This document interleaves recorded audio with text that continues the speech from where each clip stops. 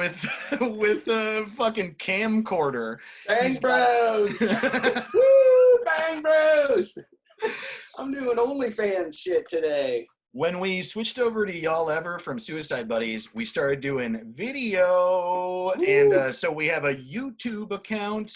And then the world got coronavirus and we couldn't do that. But now we're recording our quarantine group chat video shit. And so our videos of these episodes are going to be on YouTube.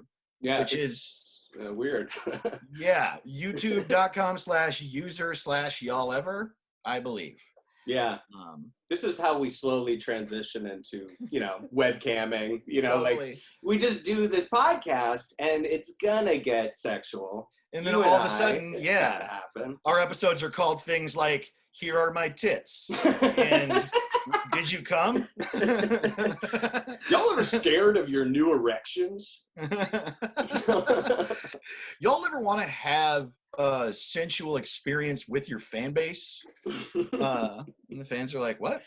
But yeah, so if you're not watching this on our YouTube, Hampton just is wearing an American flag, and he held up a camcorder because he's shooting a porn movie during this episode.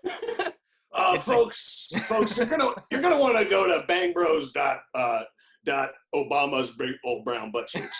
That is a domain suffix now, which is weird. You're gonna see some disturbing videos that I shot outside the Pentagon. No one is there right now, dude. No one's at Ground Zero right now. It's fucked up.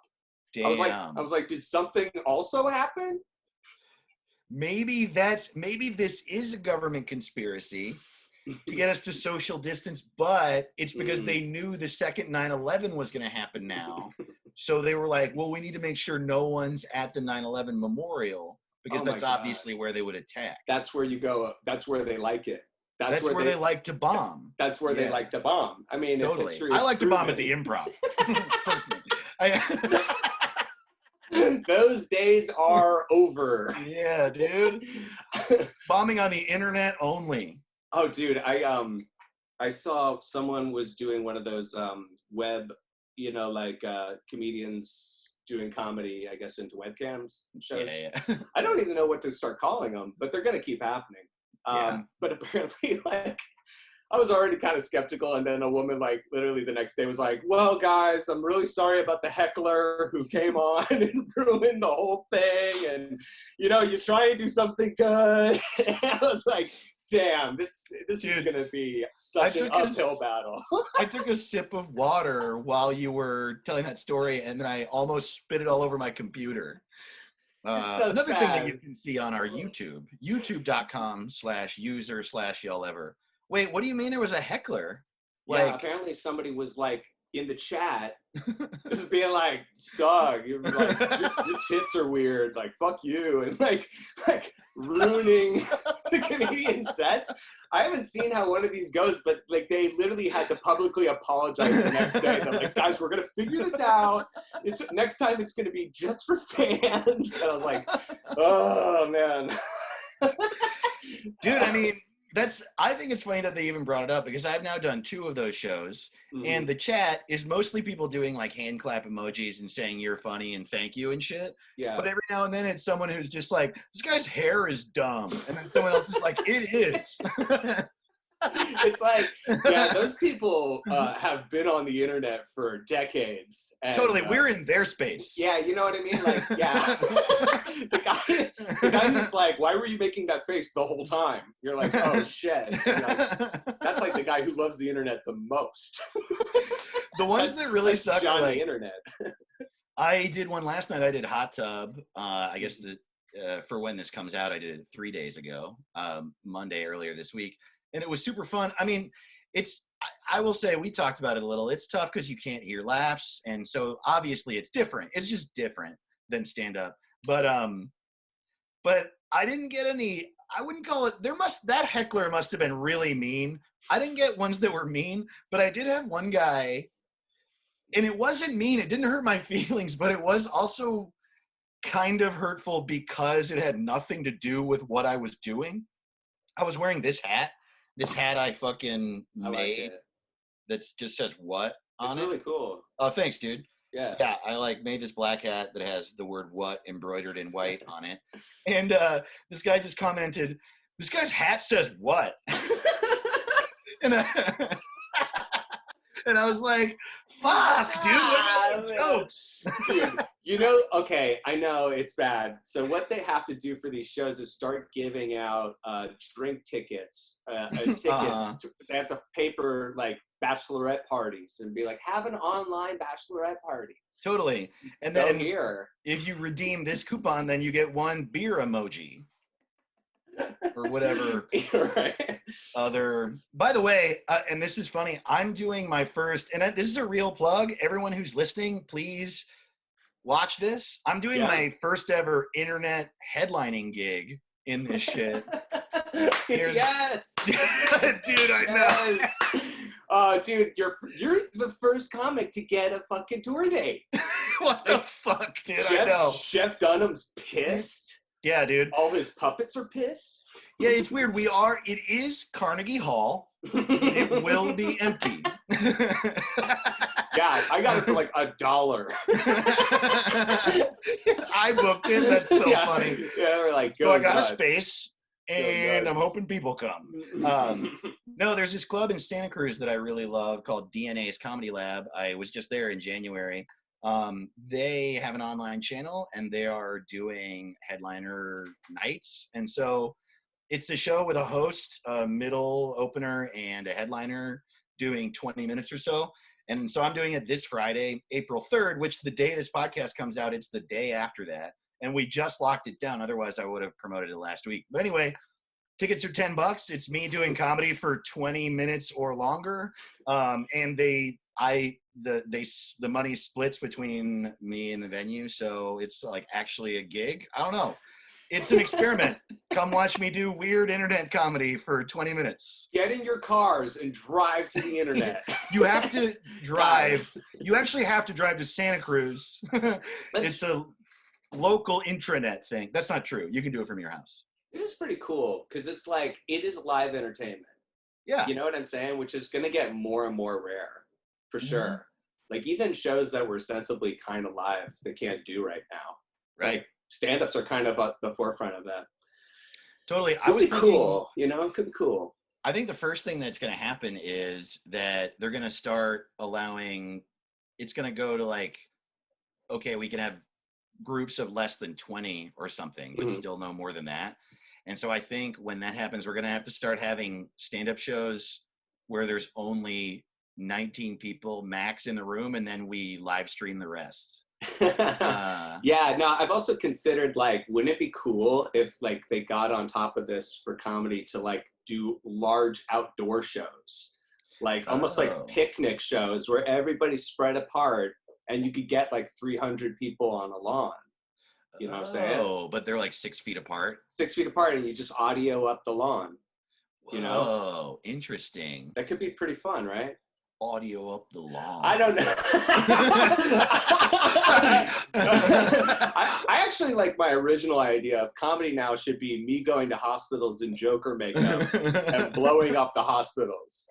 That's the only form of comedy left. Death is the only joke we have. It's me wearing Joker makeup and a Stewie Griffin t-shirt being like, I'm chaos. I'm so funny, I don't even laugh. Stewie Griffin was the original Joker. I kept tweeting, like I found a picture that someone made on some like hentai channel of like Stewie Griffin with Joker makeup on, like he's Heath Ledger's Joker, and I just kept tweeting that like Hot Topic keeps sending me a COVID-19 update that this t-shirt is really sick. This t-shirt's the sickest thing they've ever seen. So man, it's been a struggle to keep the laughs coming. Dude, I will say I am getting laughs from emails. Like that's a constant source of humor for me lately, because either like whatever the accident, we all have them, like these fucking accidental newsletters we signed up for. Like I get them from Casting Frontier, Spectrum, Jiffy Lube, Nintendo, and like a few others. And they're all at varying levels of like for example, Casting Frontier, they just have automated emails for sure because none of it is aware of what's going on. I'm literally still getting emails that are like, hey, look, it's important to keep getting out there, so put more headshots on Casting Frontier. And you're just like, what? like in a hospital gurney, like, and you're like, here's my headshot. Like, I know I'm dying, but if you could just send this around to all the execs.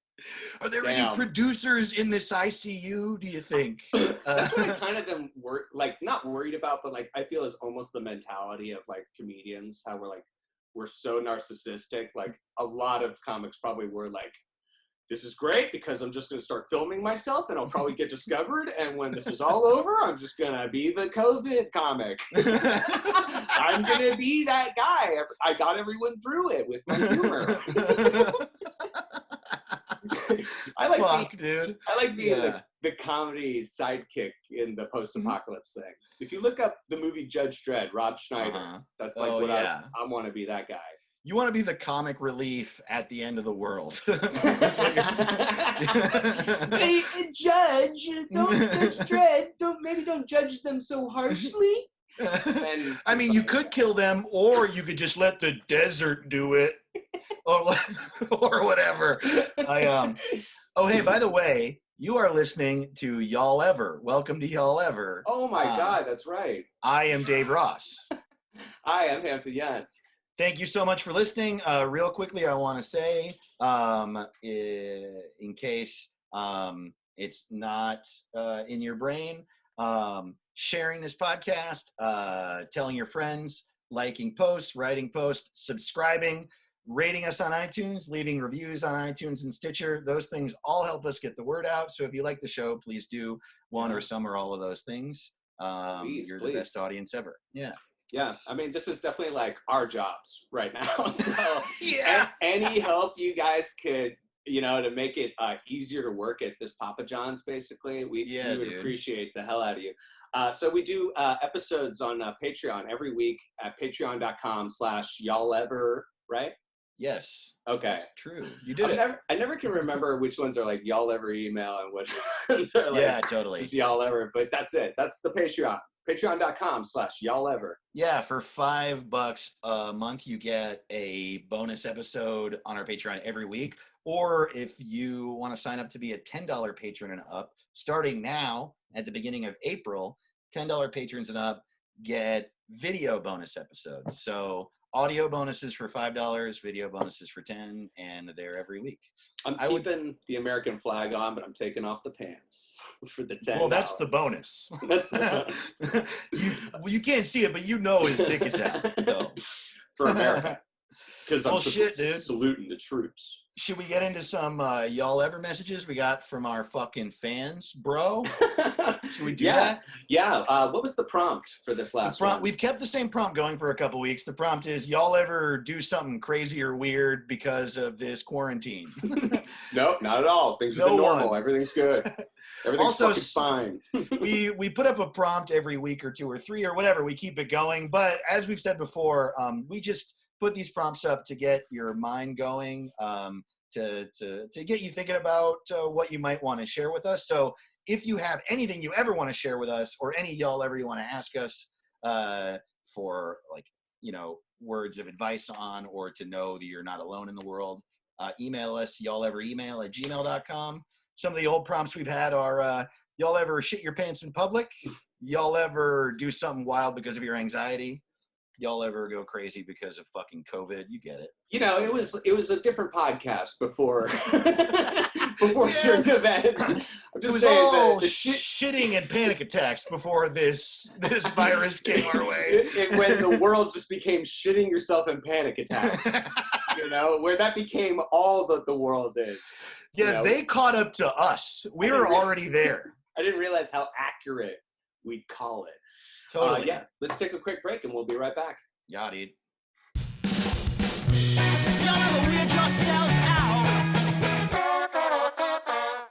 In West Nigeria, born and raised. We were doing off mic. We were doing the fresh Nigerian Prince of Bel Air. Yeah. What is Uncle Phil? Uncle Philip. Why is Carlton faggot? I just need you to put. I just need $9 million for my bank account. He's a gay man. Please help me. Oh yeah. I just need money for my bank account. That's how it all began. Yeah. And I just started getting into the idea that he's just disgusted with Carlton. Because he's gay. He's just convinced he's gay. He's an abomination. Which is bad. Uncle Philip, you should crush him. You should sit on him. You are his father. You should sit on your son. Hey, by the way, I forgot to say before the break, that show that I'm doing through DNA's Comedy Lab that is on Facebook Live, the links to it are on my website, daveToTheRoss.com, and in my Instagram bio, and and posted on Twitter. And I can't encourage you enough, come to that show. I'm really interested in, it's cool because now like it's remote and online, so fans from all around can watch it. You don't have to be in the city. I don't know. I hope you watch it. I hope you go. No pressure if you can. It's $10. That can be costly, but yeah, if you can, be fun. It's gonna be interesting because it's like comedy used to really rely on like who's available in Santa Cruz Wednesday night, right. 8 p.m. Even your fans are like, something came up, you know? Right. It's like, this is kind of an interesting way they're at least trying to keep comedy going. Yeah. It's like, you know, it'll actually be interesting that like, oh, people in Atlanta and people like in Santa Cruz both like Dave Ross. I don't get it. No way. Hollywood, no more chances. More than 4 people who have Wi-Fi like Dave Ross. Okay, sure. I felt like a crazy person for years explaining to my manager, there are fans. They're just not a lot and they're spread out. so maybe this is the best thing ever.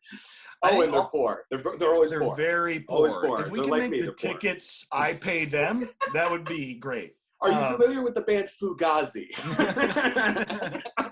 I'm trying to be them, but less popular. Less money. Yeah, I also will say I'm trying to remember. I've now done a couple web shows, and I'm trying to remember that it's a different medium and do shit that works specifically for the webcast thing. Mm-hmm. So I'm also excited for that reason to like try out different types of comedy because you can't. I mean, you can tell stand-up jokes to a certain extent, but you can't just do stand-up. It just doesn't work. Especially, you can't be like. You know, this city's weird. You know, the other day I was on the bus. It's like, no, you weren't. Like, no, you weren't. You know, the other day I was at the store and things were normal, and I was like, hey, you know, exactly. Everything now. It's like, you can't. So this venue that we're in is kind of weird. I mean, what do I own? All this stuff? Is this my stuff? What is this? I just hold up my guys. He held go up to the McDonald's video. Cup. Yeah, guys, go to the video. This is such great content. I'm so into making content.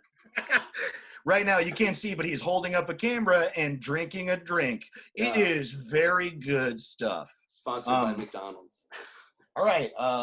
Like we said, the email is y'alleveremail@gmail.com, and the prompt was y'all ever do something just absolutely wild because of COVID? And I love that this has been like people have been responding to this. I mean, like we're trying to just have a podcast where we can share some sort of relationship with people, you know, totally. And in kind of like a very secure way. Like I like that people can share their anxieties about these sorts of things. I agree.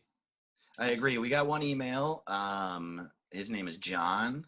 And the subject line of the email is, y'all ever rehab during a pandemic? I gotta say, that's a unique experience, my friend. That sounds awful. Yeah, I know. Right? Like the worst timing. I know. Like, right now, so many people I know are like, I drink every day. Dude, I wake up and start drinking. It's awful, man. But I'll say it's like I tweeted the other day, and this is just how I feel, but I was like, isn't it crazy? We were all deeply suicidal right before all this. Yeah. Like we were all like still massively unhappy. And then this is like an actual reason to be suicidally depressed for a lot of people. Right. Well, I hope you lose your not. job. Well, you lose your job. I mean, Right. you know, like anyone who loses their job, that's already like puts a lot of people at unease, you know. I mean, well, also being alone, not having human contact, not seeing the people you love. Oh yeah, I mean, we're in a trigger farm. This is this is all triggers, dude. Come on, say it. Yeah. Well, I'll speak also on you know, there's also the side of people who you're with somebody, and let me tell you, it is going rough. Right. Oh, dude, I mean, like that. I know that you're joking around, but also like. Legitimately, it is a trial by fire for people who live together. It just like you and Chris made a sketch. That's cool. But I've seen people like, I literally live with 4 people I hate, and I do everything in my power to never see them all day. And now this is like, I'm in prison with 4 people I hate. Like, dude, I am so lucky. Terrible. I love my roommate. We get along great. Like literally, dude, this is a real thing that happened between Chris Charpentier and me yesterday. We have a very shitty dishwasher, and I eat at home a lot more, so I'm like aware of it. And it was the second time or third time I'd said it to him, but he had like kept putting dishes in the dishwasher that were like had a bunch of food on them, and the dishwasher doesn't clean them. And so I asked him like for I think the third time, I was like, "Hey man, I'm sorry to keep harping on this, but it is like important, and I'm not trying to be a dad, but could you make sure to scrub these things down, because when they're done, we're just like putting plates in the cupboard that have food on them." And he goes, "Oh yeah, totally. I'm really sorry that I haven't been doing that recently." And I was like, "No worries." And then at the end of the day, he came up to me and he goes, "Hey man, I just wanted to tell you, I'm really sorry it took you telling me 3 times for me to hear that. That's not fair of me. We're both adults. I should have gotten that right away." No one acts like that to their friends. Oh my God, you guys are becoming prison gay. You're becoming a couple. That was so cool to be like, I just want you to know that like I didn't mean to, you know, assassinate your soul earlier. Like, just such a level of empathy. Like, that's the thing. It was like complete empathy and hearing each other in a way that doesn't really happen. That's hard to happen in relationships. That definitely doesn't happen with roommates. Roommates, the way it goes with male roommates is like this. "Hey man, can you do the dishes?" "Man, fuck you. I'll kill you. I'll fucking kill you." I literally half expected while you were telling that story for Chris to just come into frame and just beat the shit out of you. He's like, "What? You're talking about how I don't do the dishes? Like, this is still coming up. Still. I do one thing."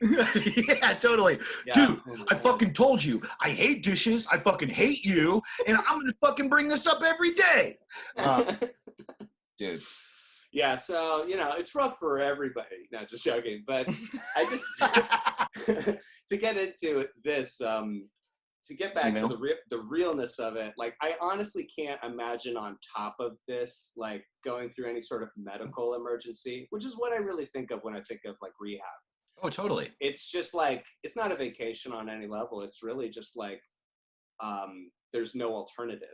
Yeah. So this is just such a terrible time. So, you know, shouts out, John.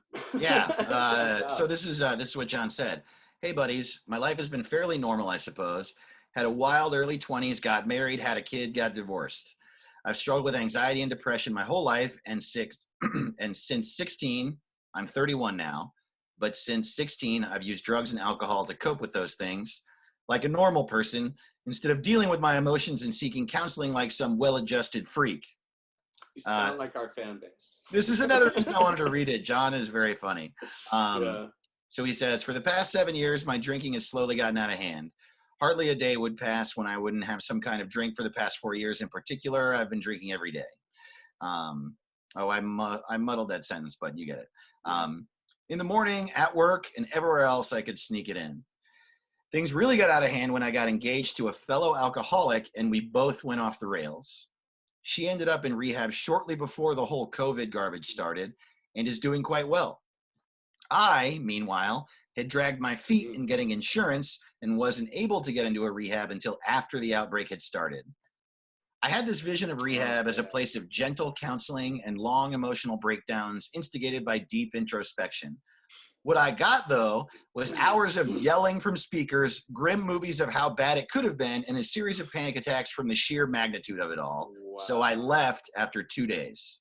Oh, damn. When I returned home, my fiance left me for failing to complete the program, and after seeing her work so hard for her own sobriety, I couldn't even blame her. So now I'm trying to find another rehab to go get screened at, possibly, primarily because I need that help, but also because I want to prove to my ex-fiance and the rest of my family that I'm taking sobriety seriously and not just going through the motions and quitting when things get rough. I'm even considering going back to the same rehab facility, being more prepared for the environment I'll be in. Anyway, y'all ever rehab? Wow, dude. Wow. I mean, I just want to say right up top, John, I think that we will have thoughts and jokes about all sorts of shit that you said, but right up top, man, that is a lot to deal with, dude. Yeah.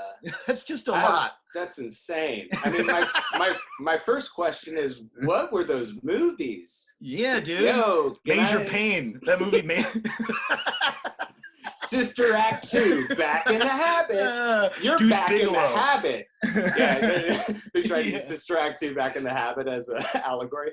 Yeah. Jesus Christ, man. I mean, I also have the dumb questions of like, is this even the same therapy that your fiance went to?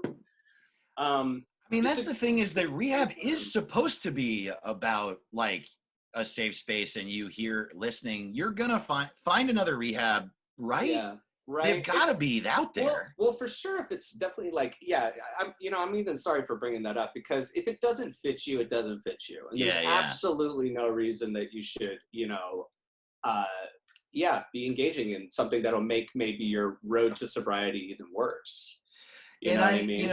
Obviously I wasn't there in the conversations, and I know that it's like, I'm not going to usurp how your fiance felt, but because I don't know how you guys talked about it, but if you guys love each other and are supportive of each other, I've got to imagine that after the dust settles from that, she'll realize that it was just the situation that sucked for you and not you not wanting to get better, Yeah, that's definitely like a larger point about relationships in general, which is just, if the person absolutely can't understand you, then there's a problem that's larger. Right. If you're so unable to get what you both need, then there's just a larger problem going on. And there are other people, and there, like you say, there are like people who I don't want to be like, oh, there's other people, but all I'm just saying is you don't deserve a lot of emotional stuff while you're trying to do sobriety, because really the thing, oftentimes they're like, don't even be in a relationship when you're like on some sort of road to sobriety. Yeah. Like, you do have to do what is best for you to medically detox and get okay. Right. The more you treat it a little bit like a medical situation, maybe the healthier you'll be about it. Right. I mean, it is a medical situation. I also just can't, I don't know, I'm hopeful. I don't know him or his fiance, but I just feel like it's just such an emotionally charged thing. On the one hand, if you're in a relationship and your partner promises to rehabilitate and then they drop out of therapy or rehab, you'll freak out. That'll bother you. But then on the other hand, like, I just have to be optimistic that she'll be like, well, yeah, maybe this rehab did suck, Yeah, totally. Exactly. I mean, it makes sense that somebody has to do also what's right for them. You're in the relationship. They have to protect themselves. Yeah. And, that's totally understandable. It's easy to definitely like blame them for not, standing by you when you stood by them.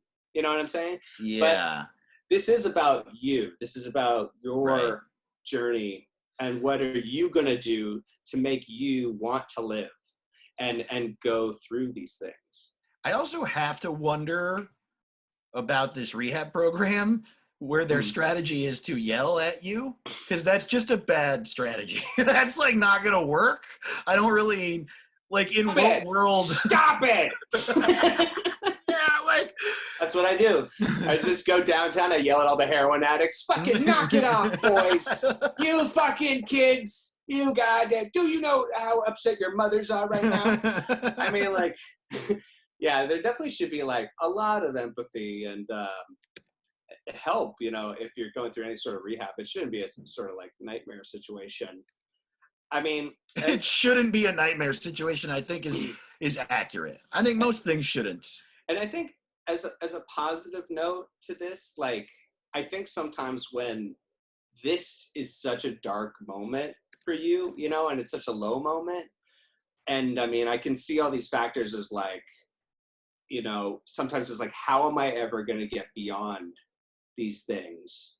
And, you know, like, if I lose the fiance, if I lose, you know, if I don't even get through sobriety the way I want to, you know, but I think the important thing is like, this is not like the end of your life. This is really just the beginning. This is really like you pushing through to kind of define your own story of what it is you want to be living for. And that's what's important, is just you creating positivity for yourself. There's a reason you're drinking so much and you're so depressed. It's because you're probably very depressed and your like self-esteem is very low. You know, it's like you have to build these things back up. So you have to make yourself the hero of your own movie. And you have to give yourself, this is the goal of, you know, the entire movie, is you're going to get better. You know, that's the one goal. And everything else is kind of... It's Jurassic Park. That was about addiction. Yeah. It was basically about the addiction we all deal with. Jurassic Park, because here's the thing, Jurassic Park is a rehab facility. And they call it that because it's just so massive. It's Jurassic, you know, you know what I mean? And old. It's a problem as old as dinosaurs, you know? Yeah. You thought we spared no expense to help you get better. You thought you could put it on a, you know, a cereal box, and you thought you could market it, but it's chaos. And it'll kill everyone because it's a girl and a boy. And a frog, and it's everything. And the message is that if you don't try to get better now, then your Jurassic Park will become a Jurassic World. Okay, actually, this is very good. Thank you. I really was like, damn, where's he going with this? But now I see a lot to it. Totally. Like, so Jurassic Park is the individual or is well, it is both the rehab facility and your own addiction. Right. And so when Jurassic Park gets shut down because of the storm clouds, that's like, you know, bad things. Totally. Bad things in life. Coronavirus. And that's when the coronavirus starts seeping out into your neighbors' homes, and because you touched your face. That's the storm over Jurassic Park is you touching your face. And then but still the heroin addiction is just in you. And when Jurassic World starts is when your heroin addiction starts to destroy everyone around you. You know? DNA's Comedy Lab this Friday. You're not going to do this stuff, are you? What? That was good. It was smart and funny. Jurassic Park is just like addiction. I mean, I feel like I've been in experiences where someone I'm with is like, you got to clean up your act. Yeah. And I mean, I wish I had some like great success story with it, but I just kind of empathize with it. Like, I guess something that really, I'll say this, like, I'd never felt such shame in such a profound way. But maybe a couple times in my life where like true emotion of shame sweeping over, where I like was just crying in a way that's like, I'm ashamed. I feel like I'm being exposed. And I mean, like, it makes you, it's hard because you're like, you know, with behavior and everything like that, you a bunch of times and it's created a problem, like people will let you be drunk a couple times in your life and like, Yeah. be like, like he didn't know any better or something like that. Like it's so hard because there's no other, it's really bad. Basically, I've learned to hold yourself to the metric of what other people are doing.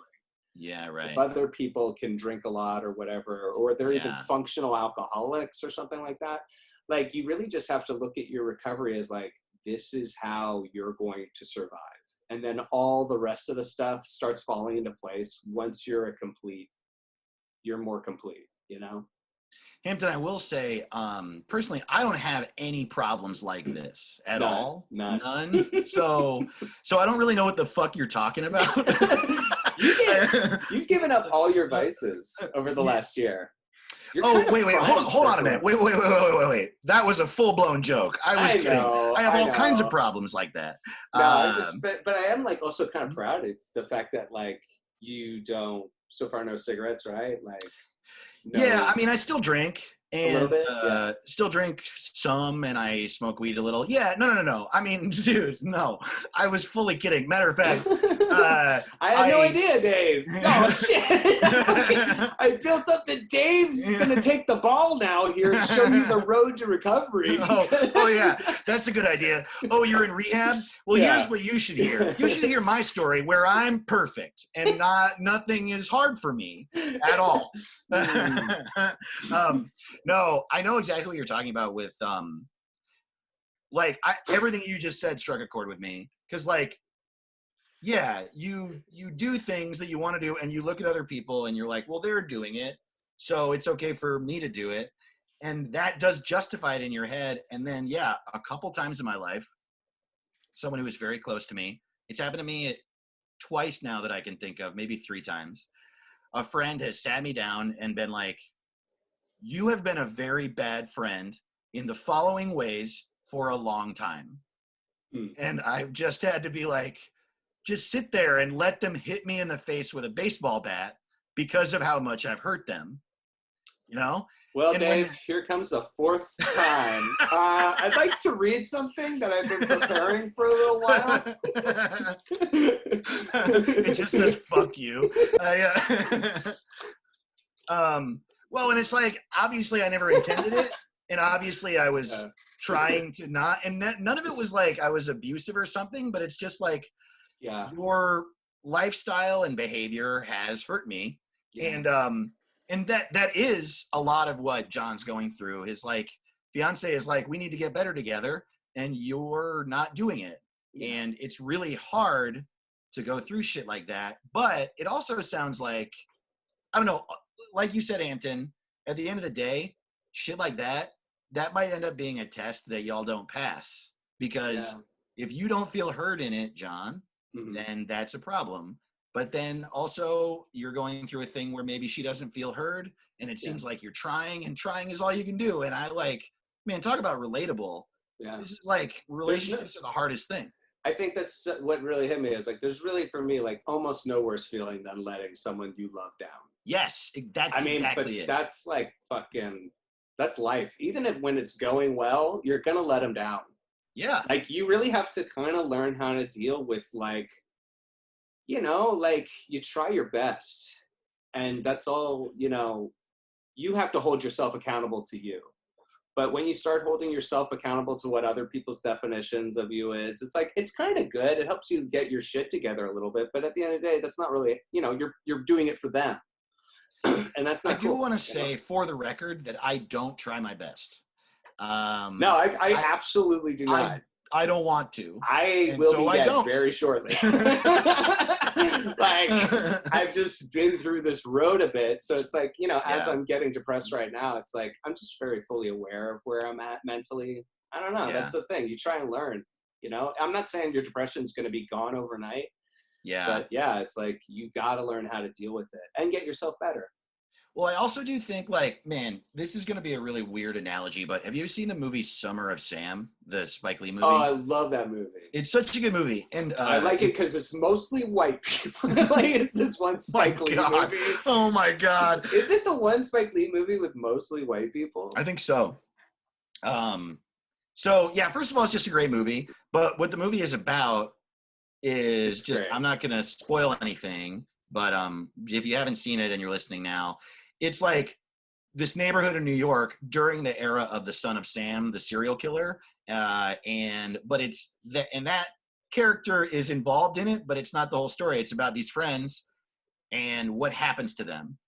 And I do think that in that way, what we're going through now is similar in the sense that like everything that is happening right now is heightened because of coronavirus. So going through like a tough time in a relationship that involves rehab on both of your parts, addiction, trying to get better, and a shitty rehab facility is already hard. And it's also painted with the stress of us all fucking trying to make it through a pandemic. Dude, that's such a great point. Yeah. Oh my God. You know what I'm saying? Like already I was like, I get it. That's really tough and I understand. But it's like, you're right. This is like love in the time of cholera. Like this is like literally you're surviving something that's easily worse than 9/11. I'm not trying to, throw shade to 9/11. I'm just saying like, face, fucking eat that dick, 9/11, eat that big dick. So why don't you suck my dick, 9/11? It's like doctors are dying here. No, I mean, it's like, this is literally like the world stopped. And it's like, dude, it's okay. Like, exactly. For that reason, like, I really hope you would cut yourself slack to be like, yeah, like you got to survive this. Yeah. Totally. It's the best way to start feeling better is like push yourself towards surviving. And I think that the one point we want you all to get from this podcast is that surviving is easy. And if you're failing, there's something wrong with you. There's something hugely wrong with you. Maybe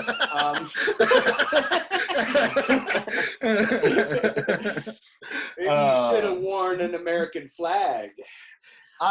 Please look at this episode on YouTube just to fucking see what Hampton looks like. This is how Hampton, I'm sorry. I apologize, but you look like an idiot.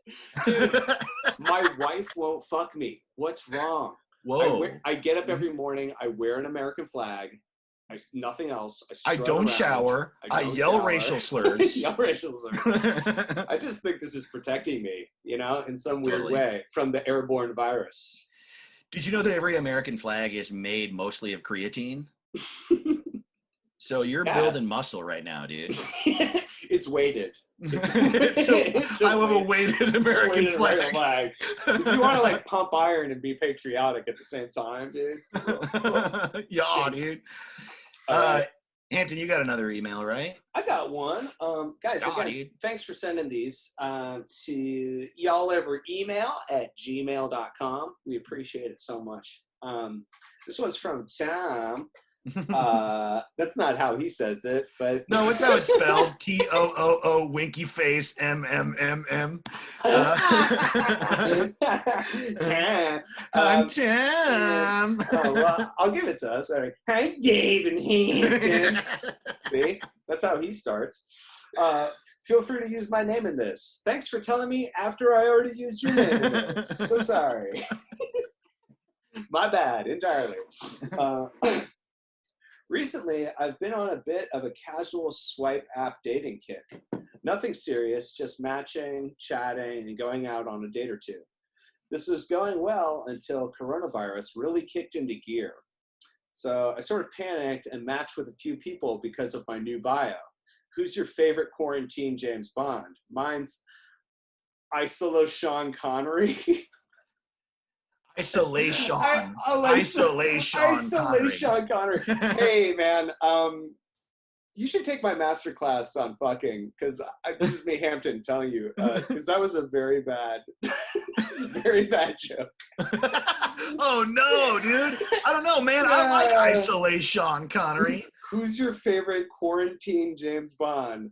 Mine's Isolation Connery. I feel like that's a good joke, and you can fuck yourself, No, Hampton. This dude should rip off his penis and throw it into a river. He should throw it into my butt. That's what I think.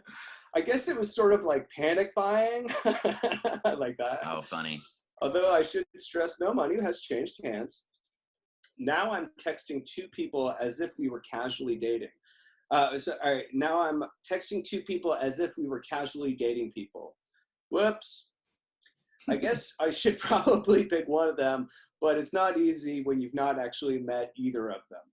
Dating is hard at the best of times, but doing it whilst nice, little Shakespeare there. But doing it whilst you're not supposed to leave the house. Fucking roasting this guy's email, dude. Dude, I haven't roasted anyone in weeks. I've barely been out of my house to roast. Smash cut to you roasting that guitar behind you, roasting the cat. Oh, six string, sure. I roast America after this. Yeah. Thanks for helping me keep sane during the buck wild time. Tom, sent from an old rotary phone. Oh, what a classic sign off. That's hysterical, and I pity you, fool. I am Mr. T. I pity you, fool. It's terrible. I mean, I will say, yeah, like I think it's a sign, Tom, that your head's in the right place, that you don't want to, that you like are caring about these two people's feelings, and that you want to pick one to, but like, I don't know. I mean, dating apps are weird. A lot of people do them in order to date multiple people. Maybe you are interested in casually dating multiple people, and if you do, then that's fine, as long as they're both on board with that. Yeah. I will also say, so yeah, I think your head's in the right place, but whatever you want is okay as long as you communicate it. But I'll say this too, we are quarantined. You're not going to see them soon. It's perfectly fine to just text with two different people right now. Fuck, why not make this like The Bachelor, where it's like you get like 20 women, and you create a game show for yourself in quarantine where like 20 people could possibly be Tom's mom. Who will be Tom's mom? Tom's mom. On the next episode of Tommy's Mommy. Tommy's Mommy. We should make that show. Tommy's Mommy. Yeah, I think honestly, two people, you're being nice. And that's funny. I think that's actually shows class. That you're like, Dave, you're like, you're trying to be, this guy's trying to be respectful. He at least feels bad. But me, I honestly would have done like, just keep going. Like, go fucking crazy. Are you serious? Like, it's the end of the world. Like, form your own cult. You should like scam as many women as possible and form your own commune. Man. Okay, I don't like the word scam or commune, and Hampton is making me feel uncomfortable. You will hate my master class on teaching women how to be scammed into a commune. Now that you've said the phrase master class twice, I think it actually exists. What master class is? No, your master class. Yeah. No, I am actually. Oh, man. I don't know. Like, I kind of agree too. It is, especially now, we're isolated. Nothing matters. It's not that nothing matters. Well, okay, you're right. Feelings totally matter. And even on like, so this is what I find like hypocritical. It's like you watch like a show like The Bachelor, and it's like they are dating, whatever, but like 20 women, and they actually are respectful within the terms of the show to each woman. They're not like, you're ugly, out of here, sorry, like bad legs, you're out, like whatever. Like they do listen to each person and go, I'm sorry, it's just not gonna work, and I'm glad we're cutting things off now. You know what I mean? Like, so in an odd way, like, why not? Like, yeah, The Bachelor has shown us you can date 20 women. That's true. Be respectful. It is culturally accepted now to have your dating life be a contest. And so engage these two women in an internet fight for your love. If you could. No, truly, it's good that you're being good about it. But I don't know. My opinion about dating is like, as long as it's communicated, I feel like it's fine. And I'll bet you that the women you're talking to feel this way that we're saying, which is they're like, ask them how many dudes they're talking to. Yeah, you know what I'm saying? What city is this? Exactly. I was like, is this LA? Because this can't be real. This is like that's science the other fiction. funny thing. Like, I'm dating a woman, and she's probably in love with me because we went on a date. It's like, well, I don't know, buddy. I don't know, little slugger. That's the thing, is that, you're talking to two people that date here, and I think Hampton and I are probably some of the more conservative male comedians in the LA comedy scene. Because I go out with people and I'm like, well, it has been one date and I don't think that I want another date. And the respectful thing to do would probably be to call them and let them know that I had fun, but I'll see them later. And most people I know were like, I fucked 5 people this week and I don't know their names. Jeff Dunham. It's always Jeff Dunham, and it's always the puppets.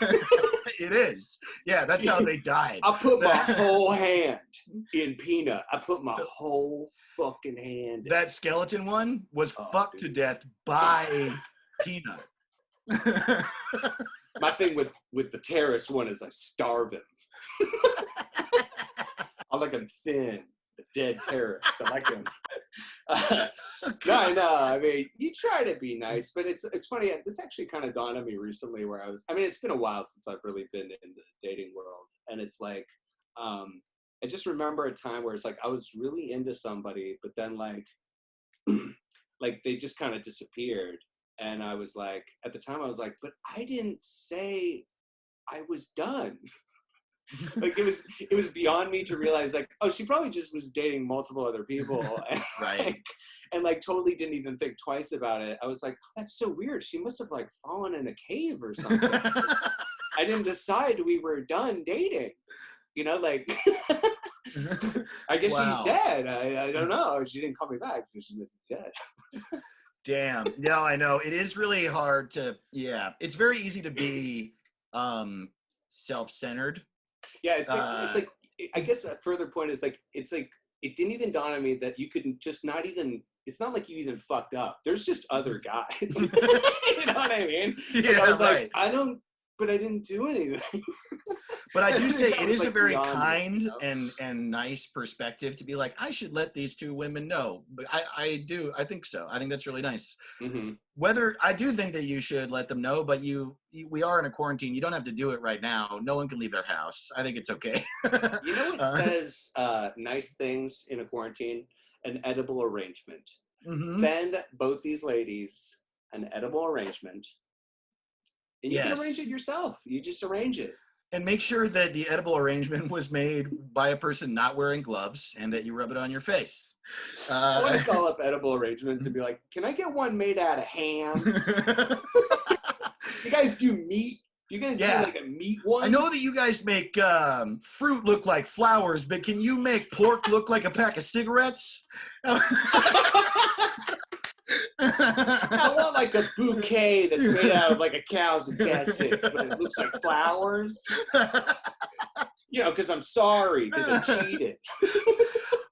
Okay, what about, could you make a bunch of ricotta cheese look like the Japanese flag? Could you do that? Oh, man. What about, can you make things look like the poster for Empire Strikes Back? What about that? Can I eat the poster for Empire Strikes Back? I think, well? No, definitely not.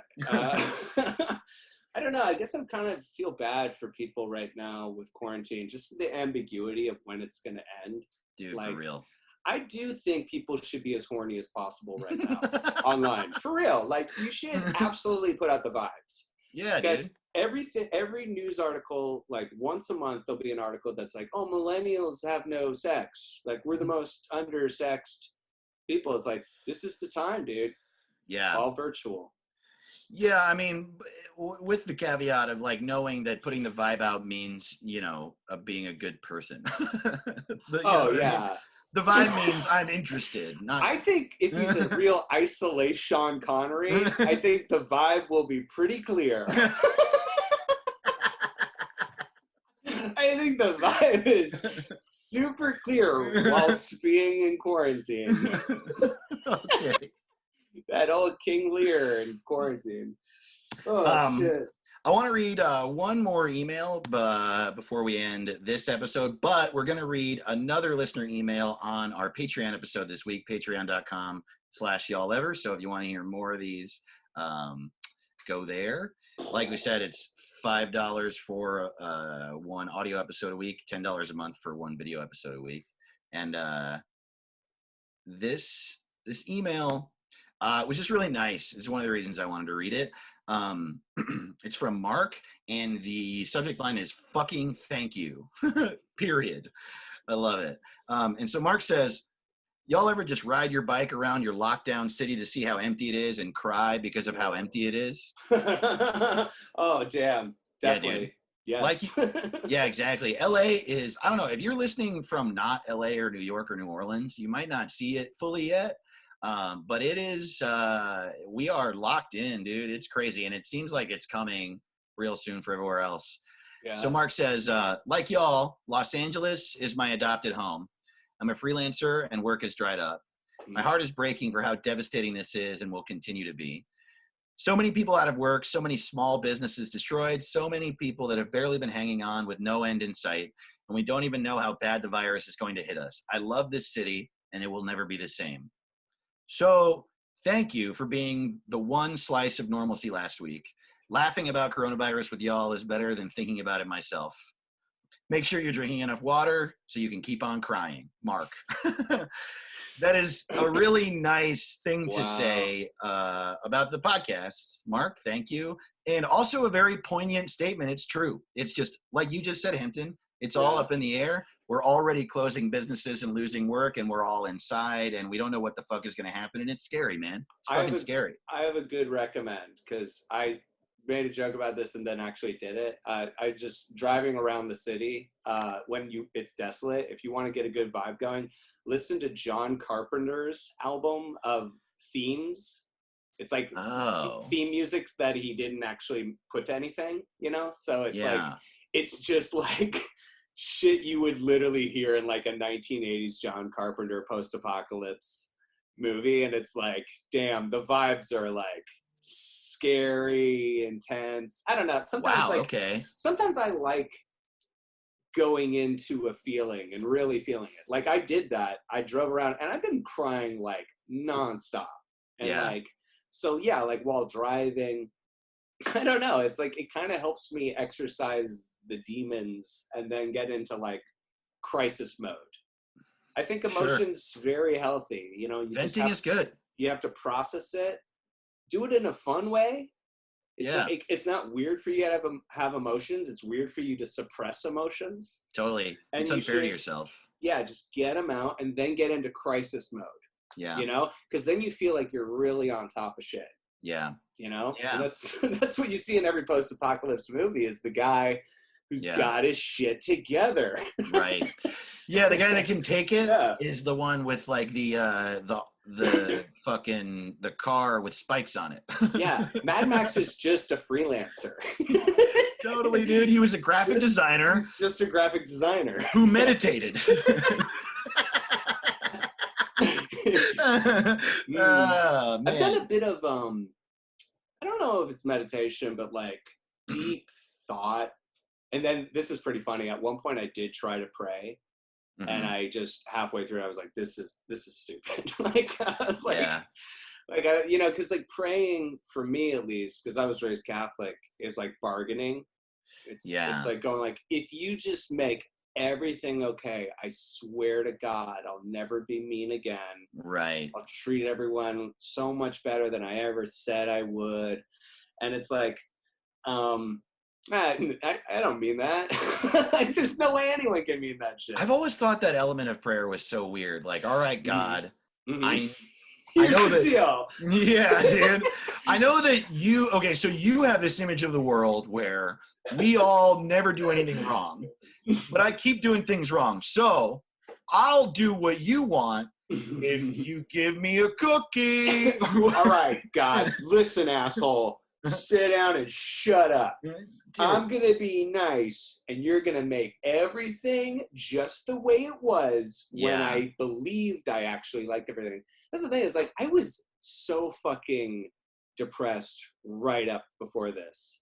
That's the thing. I think going back to John's thing is like, man, you got to understand, like, you're dealing with normal depression and shit during like one of the most insane times to be alive in like the last 100 years. Right. You know, so like, I don't know. Oh, by the way, Aristotle's corrected me. The album by John Carpenter is called Lost Themes. Oh, okay. Sorry. We'll check that out. Sorry, Aristotle. Man, that was a super fun episode. Yeah, that was great. Dude. Yeah. Thank you all for your emails. As always, y'all ever email at gmail.com. You know, we're still in this quarantine. We're like just a few weeks in. So I think we should keep that prompt going. Y'all ever do anything crazy? Or honestly, maybe like y'all ever just have like a lot of fucking feelings because of coronavirus? I think that's a good one. Y'all ever just like feel crazy? Yeah, let us know what you guys also are doing with dating in the quarantine. I want I want these Yeah, people to feel less alone because I feel like we had two kinds of versions of like, totally. what's happening in people's dating lives during this incredibly stressful time. There's hopefulness, there's optimism, and there's pessimism. Yeah, y'all ever date in a quarantine? Definitely, please. Oh, Yeah. that's a good one. Y'all ever date in a quarantine? I want to hear those stories. Yeah, so we have another we're reading another listener email on our bonus episode that's up on our Patreon, patreon.com/y'all ever. And you know, if you're listening to this on April 2nd or 3rd, it comes out April 2nd. That online show I'm doing is the 3rd. Links on my website and my Instagram. And you're the fucking best fans ever. We'll see you next week. See you next week.